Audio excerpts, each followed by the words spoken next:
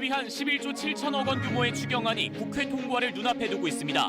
문재인 대통령은 현 상황이 금융위기 때보다 더욱 심각하다며 비상경제회의 구성을 지시하고 올해 직접 주재하기로 했습니다. 코로나19 확산으로 국경을 차단하며 외국인 입국을 금지하는 나라가 늘고 있습니다. 미국 일부주는 음식점과 주점 등의 영업을 정지시켰고 프랑스는 외국인 유학생들에게 본국 귀국을 권고했습니다. 코로나19 여파로 전국의 유치원과 초중고등학교 개학이 다음 달 6일로 또 미뤄졌습니다. 방학이 보름가량 짧아지고 수학능력시험 등 대입 일정 조정도 불가피해졌습니다.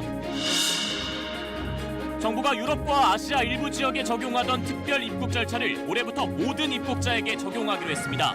또 유럽 36개 지역에 여행 자제를 권고하는 2단계 경보에 이어 전 세계에 여행 유의를 의미하는 1단계 경보 발령도 검토하고 있습니다.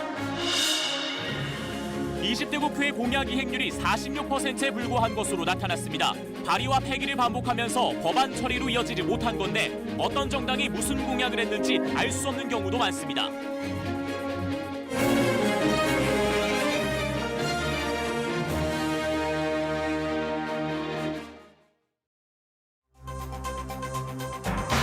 여야가 코로나19 추경안에 합의했습니다. 11조 7천억 원의 정부안을 유지하고 일부 예산을 줄여 대구 경북에 대한 지원은 1조 원가량 늘리기로 했습니다. 코로나19 확산에 따라 유럽 국가들이 국경 문을 굳게 걸어 잠그고 있습니다. 프랑스가 15일간 전국민 이동 금지령을 내린 데 이어 국경 봉쇄에 가장 부정적이었던 독일도 일부 국가의 문을 닫았고 스페인과 포르투갈은 외국인의 입국을 금지했습니다.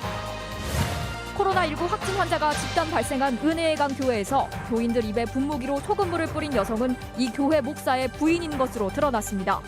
오늘도 이 교회에서 확진 환자가 9명 더 늘면서 지역사회 감염 우려가 커지고 있습니다. 신천지 측이 수백억 원대 교회를 지으면서 건설사로부터 리베이트를 받아 비자금을 마련했다는 진술을 검찰이 확보했습니다.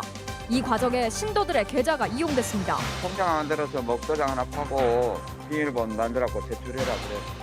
검찰은 이 돈이 이만희 총회장에게 흘러간 것으로 보고 수사를 확대하고 있습니다.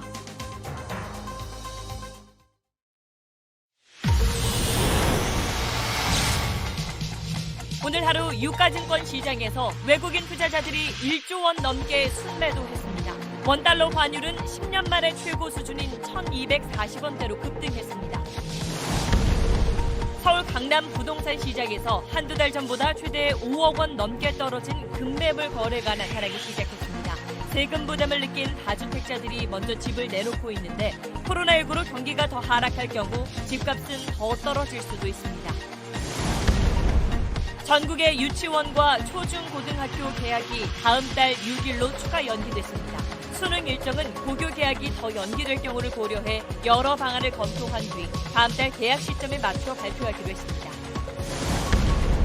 경기도가 도내 137개 교회에 대해 발열 체크와 마스크 착용, 참석자 명단 작성 등을 하지 않을 경우 현장 예배를 금지하는 밀접 집회 제한 명령을 내렸습니다.